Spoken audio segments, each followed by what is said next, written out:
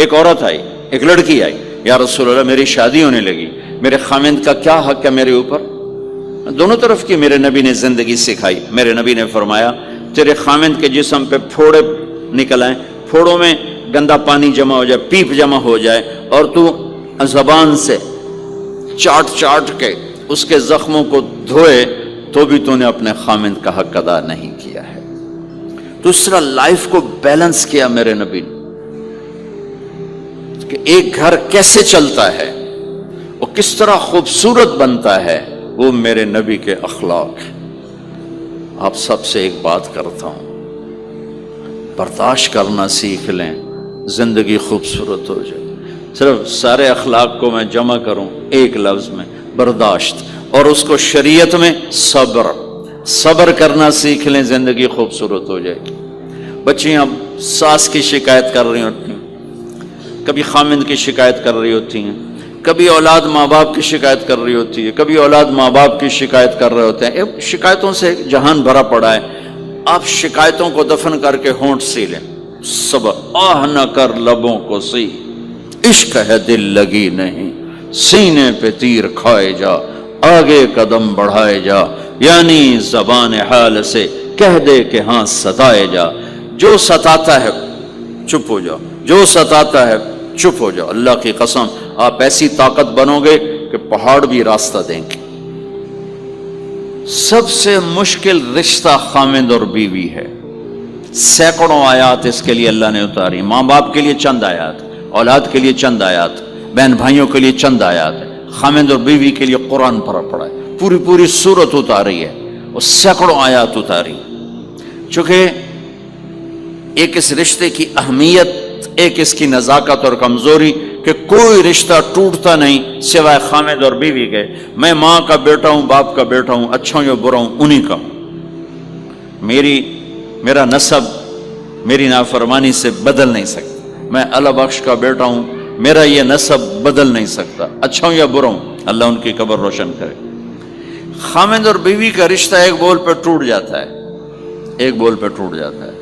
اس لیے اس کو بچانے کے لیے آیات آیات آیات، اور میرے نبی کی شادیاں کہ کس طرح ایک گھر کو لے کے چلتے ہیں، کس طرح ہر مزاج کی عورت کے ساتھ سلوک کرتے ہیں۔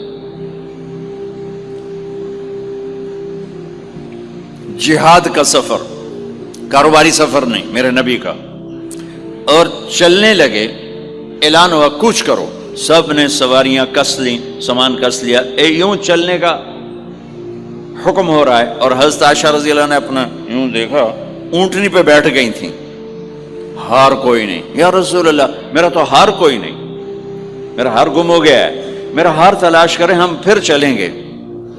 تو میرے نبی کہتے تو وڈی آئی نواب زادی، میں جہاد تے بہ جانا، تینوں ہار دی پائے گی، چل اگو لگ۔ میرے نبی نے کہا چلو بھائی عائشہ کا ہار تلاش کرو۔ اللہ کی قسم میں جب یہ واقعات پڑھتا ہوں یا سناتا ہوں، میں خود حیرت میں ڈوبا ہوتا ہوں کہ کیا کر دیا میرے نبی نے۔ جہاد کا سفر، اور میرے نبی کا ہار تلاش کرو بھائی، اب سارے ہار تلاش کر رہے ہیں۔ کچھ دن چھپ گیا، ہار کی تلاش تو بند ہو گئی اور سفر بھی بند، چونکہ اندھیرے میں کہاں جائیں گے۔ اور آپ کے ماتھے پہ شکن، عائشہ تیری وجہ سے ساری مصیبت ہے، اللہ دے بندی تو ہار دے مگر پہ گئی، کیڑی گل ہے ہار دی، ایک لفظ نہیں فرمایا۔ سارے قافلے نے قیام کیا، عشاء تک تو پانی تھا، وضو کا پانی ختم ہو گیا، عشاء مغرب عشاء پڑی اکٹھی تو پانی ختم ہو گیا۔ اب پانی ختم ہو گیا تو فجر کی نماز آ رہی ہے، پانی کوئی نہیں ہے، تو سارے صحابہ نے ابو بکر پہ چڑھائی کی، ویکھے تیری دید مگر ساڑے نال کی بنی، ہوں اسی نماز کی میں پڑھنی ہے، پانی تو ہے نہیں تو وضو کی میں کرنا ہے۔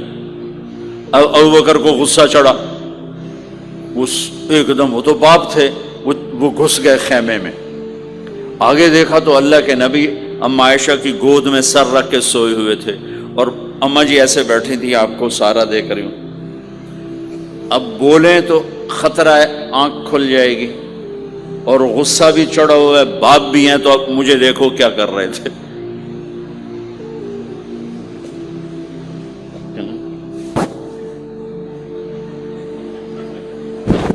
ٹیرے جو اور پھر یوں ماری زور سے انگلی بیٹی کے نا یہاں، پہلے یوں کرتے رہے، پھر ایسے ماری زور سے.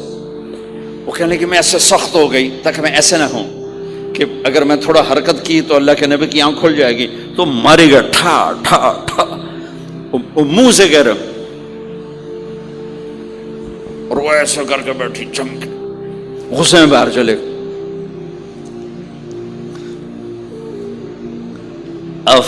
آپ کی آنکھ کھلی فجر پر تو عائشہ نے کہا یا رسول اللہ وہ تو باہر تو بڑا مسئلہ ہو گیا ہے، پانی کوئی نہیں ہے اور نماز کا وقت ہو گیا ہے، وضو کیسے کریں؟ سبحان اللہ، اللہ نے قانون بدل دیا. دنیا میں پہلی دفعہ ہونے لگا ہے، 1,24,000 نبی آئے، پانی نہ علی وضو ہو سکتا ہے، اس کے علاوہ نہیں ہو سکتا. میرے اللہ نے قرآن اتارا فَإِن لَّمْ تَجِدُوا مَاءً فَتَيَمَّمُوا صَعِيدًا طَيِّبًا فَامْسَحُوا بِوُجُوهِكُمْ وَأَيْدِيكُمْ مِنْهُ. اچھا میرے بندو پانی مک گیا، چلو مٹی چاہتے منہ تے مارو تے دوئی چاہتے ہتھاں تے مارو تے تمہارا وضو ہو گیا، چلو تیمم کرو اور نماز پڑھو. اب وہ جو سارے ابو بکر پہ غصے ہو رہے تھے عائشہ کہنے لگے واہ ابو بکر بھائی تیرے تو فعل کی کم بن گیا، تیری دھی دے تو فعل کی کم بن گیا. تو اسید بن حزیر پہلے ذرا زیادہ گرم ہوئے تھے، تو وہی ابو بکر تیرے گھر کی یہ پہلی برکت نہیں ہے، پہلے بھی بہت شمار برکتیں تیرے گھر کی طفیل امت کو ملی ہیں. تو اللہ نے تیمم کی آیت اتار دی. حضرت عائشہ کو ڈانٹ پلانے کی آیت نہیں آئی کہ میرے نبی تیری بیگم کے ہار کی وجہ سے میرے دین کا کام رک گیا اور میرے بندوں کی نماز خراب ہو گئی اور ان کو پانی سے محروم ہونا پڑا. میں قربان جاؤں اپنے رب پر، اپنے حبیب پر، اس ماں عائشہ پر. دنیا کی واحد عورت ہے جس کے سینے پر سر رکھ کر کسی نبی نے جان دی ہو. 1,24,000 نبیوں میں سے کوئی نہیں ہے جس کا سر بیگم کے سینے اور ٹھوڑی کے درمیان ہو اور اس کی جان اللہ نے نکالی ہو. واحد میرے آپ کے مات فی سحری و نحری، سحری و نحری، سحری و کہ میرے چونکہ آپ ایسے بیٹھے تھی اور حبیب پاک آپ کے سینے پر یوں دراز تھے، نیم دراز اس طرح، اور آپ کا سر مبارک ٹھوڑی کے ساتھ لگ رہا تھا، ٹھوڑی کے ساتھ یہ جگہ یہاں لگ رہی تھی اور باقی یہاں تھی اب اس طرح. اور واحد خاتون ہے جن کا حجرہ کسی نبی کی آرام گاہ بنا، ابدی آرام گاہ بنا. واحد اما عائشہ ہیں جن کے حجرے کو اللہ نے کسی نبی کے آرام گاہ بنایا. اور یہ واحد حجرہ ہے جہاں 70,000 فرشتہ صبح آ کے درود و سلام پڑھتا ہے اور شام تک پڑھتا ہے، اور شام کو 70,000 نیا آتا ہے اور صبح تک درود و سلام پڑھتا ہے اور واپس چلا جاتا ہے. کائنات اللہ جب مسلمان دنیا سے مٹ جائیں گے، مسجد نبوی مٹ جائے گی، بیت اللہ مٹ جائے گا، مدینے کی ایک اینٹ باقی نہیں بچے گی. مکہ کتنے بڑی بڑی بلڈنگیں، ایک اینٹ باقی نہیں بچے گی. اور وہاں سے گزرتے ہوئے لوگ کہیں گے لگتا ہے اتنے کدی آبادی ہوئے گی، ایتھے لگتا ہے کدی آبادی ہوئے گی. یہ زبانوں پہ ہوگا.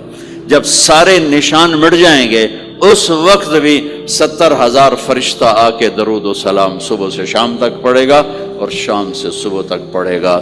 یہ واحد میں خاتون ہیں عائشہ بنت ابی بکر جن کو اللہ نے یہ عزت بخشی. اور یہ واحد خاتون ہیں جب ان کے اوپر تہمت لگی، حضرت یوسف علیہ السلام پہ تہمت لگی تو بچے نے گواہی دی، حضرت مریم پہ تہمت لگی بیٹے نے گواہی دی، اور اما عائشہ پہ تہمت لگی تو اللہ نے گواہی دی کہ میں گواہ ہوں.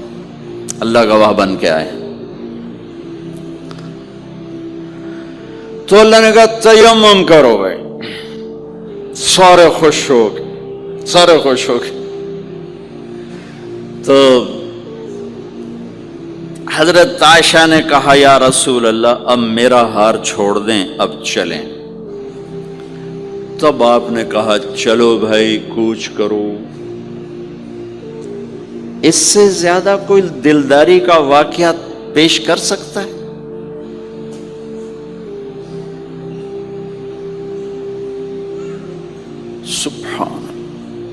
اور جب اونٹنی کو اٹھایا گیا وہ ہار کا دھاگا ٹوٹا اور پھسل کے اونٹنی کے نیچے چلا گیا. وہ سارے کھبے سجے ویندے رہ گئے, ہار نیچے پڑا تھا.